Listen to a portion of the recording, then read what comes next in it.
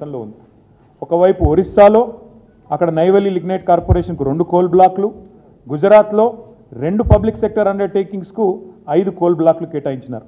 ఇది చూసిన తర్వాత భారతీయ జనతా పార్టీ తమిళనాడు శాఖ అధ్యక్షుడు అన్నామలై గారు, ఆయన స్వయంగా ప్రహ్లాద్ జోషి అని ఆనాడు కేంద్ర మంత్రిగా ఉంటే ఆయన దగ్గరికి పరుగున పోయి, అయ్యా మరి అక్కడ గుజరాత్లో చేసినారు, ఒరిస్సాలో చేసినారు, తమిళనాడులో కూడా మరి ఈరోజు మీరు ఏదైతే ఆయన చేసిన ట్వీట్, ఇది ప్రహ్లాద్ జోషి గారు చేశారు, ట్వీట్ ఏమని, బీజేపీ అధ్యక్షుడు తమిళనాడు అన్నామలై నా దగ్గరకు వచ్చినారు, ఈ rush to call upon me in Bengaluru with request to exclude 3 lignite mines from auctions in 7th tranche.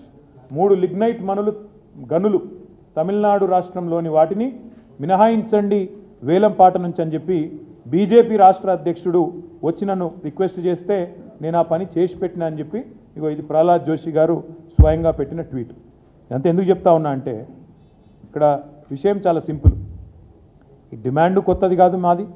అదేవిధంగా కాంగ్రెస్ పార్టీ బీజేపీ యొక్క నాయకత్వాలు, దేశవ్యాప్తంగా ఉన్న నాయకత్వాలు కూడా వాళ్ళకు కూడా ఈ విషయంలో స్పష్టత ఉంది. ఏమని, అవసరం ఉన్న కాడ, ఇబ్బంది ఉన్న కాడ గతంలో ఇచ్చిన ఉదంతాలు కూడా ఎన్నో ఉన్నాయి. ఇంతకుముందు నేను చెప్పినట్టు చెస్నా ఉదంతంలో కూడా ఒక స్థిరమైన విధానపరమైన నిర్ణయం కూడా అప్పటి కేంద్ర ప్రభుత్వం కూడా తీసుకొని ఉన్నది. ఈ అన్నింటికి మించి ఈ దేశంలో అనుభవాలు ఏంటి అంటే, ఇప్పుడే నేను వైజాగ్ స్టీల్ ప్లాంట్ గురించి చెప్పిన.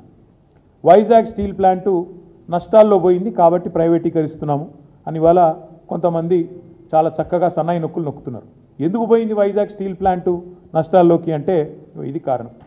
ఎందుకు అంటే బైలదిల్లా అనే ఒక గని ఛత్తీస్గఢ్లో ఉంటుంది. దాన్ని మాకు క్యాప్టివ్ ప్లాంట్ కింద కేటాయించండి అని వైజాగ్ స్టీల్ ప్లాంట్ అడిగితే దాన్ని కేటాయించకుండా దాన్ని అదానీ గారికి ఆక్షన్లో అప్పచెప్పింది కేంద్ర ప్రభుత్వం. ఏమైంది దానివల్ల? వైజాగ్ స్టీల్ ప్లాంటు ఒక గని లేకపోవడం వల్ల, క్యాప్టివ్ గని లేకపోవడం వల్ల, ఎందుకంటే వైజాగ్ దగ్గర ఎక్కడా కూడా దగ్గరలో 100 కిలోమీటర్ల దూరంలో కూడా ఎక్కడా కూడా నిజానికి గనులు లేవు, ఐరన్ ఓర్ మైన్స్ లేవు. Nearest is Bailadila. ఇది మాకు కేటాయించండి, మేము బతుకుతాము, మేము పబ్లిక్ సెక్టర్ అండర్టేకింగు, మా దానిలో రిజర్వేషన్లు ఉంటాయి, ఎస్సీ ఎస్టీ పిల్లలకు ఉద్యోగాలు వస్తాయి, పబ్లిక్ సెక్టర్ బలపడితే ప్రభుత్వం బలపడ్డట్టు, దేశం బలపడ్డట్టు, జాతి సంపద పెరిగినట్టు మాకు అలాట్ చేయండి అని నోరు నెత్తి బాదుకున్నా వాళ్ళకు అలాట్ చేయలే. ఆక్షన్లో పాల్గొనండి, తెచ్చుకోండి అని చెప్పిండ్రు. అల్టిమేట్గా ఏమైంది? దాంతో బైలదిల్లా పోయింది, ప్రైవేట్ రంగంలో ఉండే అదానికో బొదానికో పోయింది. పోయినాక ఏమైంది? ఇవాళ వైజాగ్ స్టీల్ ప్లాంటు నష్టాల్లో పడ్డది. నష్టాల్లో పడ్డానికి ఇవాళ ఏమంటున్నారు? నష్టాల్లో పడ్డది కాబట్టి ఇప్పుడు అమ్ముతున్నాం అంటున్నారు. అంటే ఇదంతా ఎందుకు చెప్తున్నాం మీకంటే, రేపు సింగరేణి విషయంలో కూడా ఇదే రకమైన వ్యూహం అవలంబించడానికే ఉద్దేశపూర్వకంగా జరుగుతున్న కుట్ర ఇది. ఉద్దేశపూర్వకంగా సింగరేణికి కోల్ బ్లాక్స్ కేటాయించకుండా సింగరేణి కూడా వేలంలో పాల్గొనండి అని సన్నాయి నొక్కులు నొక్కే కిషన్ రెడ్డి కానీ, అదేవిధంగా ఇవాళ ఆయనకు వంత పాడుతున్న బీజేపీ కానీ ఒక మాట చెప్పాలి. ఏమైంది మరి రేవంత్ రెడ్డి గారి లేక? రేవంత్ రెడ్డి గారి వ్యతిరేకత ఎందుకు మాయమైంది? 2021 డిసెంబర్ 11 నాడు కోల్ బ్లాక్స్ కేటాయించండి సింగరేణికి అని డిమాండ్ చేసిన రేవంత్ రెడ్డి గారు పీసీసీ ప్రెసిడెంట్గా ఇలా ఏం మారింది? ఎందుకు ముఖ్యమంత్రిగా మీరు ఆ వేలం పాటలో మేము పాల్గొంటాము అనే మాట చెప్తా ఉన్నారు?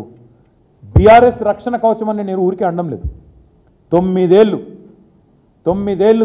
ఏళ్ళు కేంద్ర ప్రభుత్వం మా మెడ మీద కత్తి పెట్టినా మేము ఈ బొగ్గు గనులు ఆక్షన్ కాకుండా చూసినాం, ఎవరు వేయకుండా చూసినాం. ఎందుకంటే ఇది జాతి సంపద. సింగరేణి బలపడితే సింగరేణి కార్మికులు లాభపడతారు, సింగరేణి బలపడితే మన రాష్ట్రానికి లాభం జరుగుతుంది. సింగరేణి పవర్ మనం మర్చిపోకూడదు. సింగరేణి పవర్ ఏంటంటే, సింగరేణి కార్మికులకు ఉండే సంఘటిత శక్తి పవర్ ఏంటంటే, ఆనాడు తెలంగాణ ఉద్యమంలో 36 రోజుల పాటు సకల జనుల సమ్మెలో సింగరేణి కార్మికులు జంగు సైరను ఊదితే దక్షిణ భారతదేశం మొత్తం గాఢాంధకారంలోకి పోయే పరిస్థితి ఆనాడు వచ్చిన విషయాన్ని నేను మీకు గుర్తు చేస్తా ఉన్నా. ఆనాడు కిరణ్ కుమార్ రెడ్డి గారు ముఖ్యమంత్రి, ఆయన పిలిచి బతిమలాడిన మమ్మల్ని అందరినీ, మీరు దయచేసి ఒప్పించండి, మీ బొగ్గుగని సంఘాన్ని ఒప్పియండి, దయచేసి వాళ్ళని విరమింపజేయండి, అదేవిధంగా మిగతా సంఘాలతో కూడా మాట్లాడదాం, తెలంగాణ విషయానికి దీనికి ఏం సంబంధం, వాళ్ళని దయచేసి ఒప్పించండి అని చెప్పి వారు ఆనాడు రిక్వెస్ట్ చేసినారు.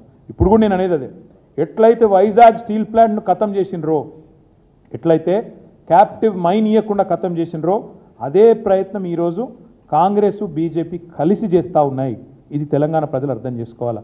కాంగ్రెస్ ఆనాడు మీరు ఆలోచించండి, మళ్ళీ చెప్తా ఉన్నాను నేను, 16 ఎంపీలతో ఏమవుతుంది అన్నారు. ఇలా 16 ఎంపీలతోని వైజాగ్ స్టీల్ ప్లాంట్ ప్రైవేటీకరణ ఆగింది. కానీ అదే 16 ఎంపీలు 8 పంచి బ్రహ్మాండంగా కాంగ్రెస్కు బీజేపీకి ఇస్తే వాళ్ళు కూడా సింగరేణి